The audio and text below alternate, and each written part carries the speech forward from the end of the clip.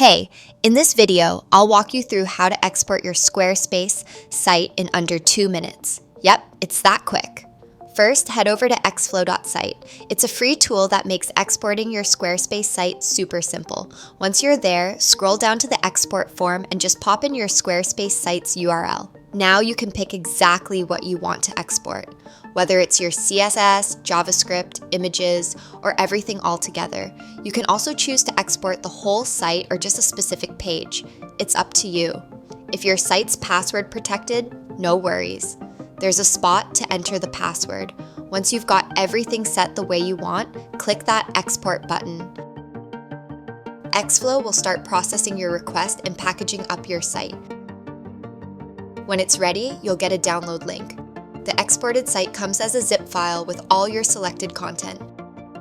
Open it up and you'll see it works just like your live site. From there, you can host it wherever you want, or just keep it as a backup. Totally up to you. But here's something cool. You can also host your site directly on ExFlow.site. Just head to the site settings and you'll see options to sync with Git, FTP, S3, or host it right on ExFlow. To do that, simply enter your credentials for the service you want. Or choose to host it on ExFlow by picking a handle or entering your domain name.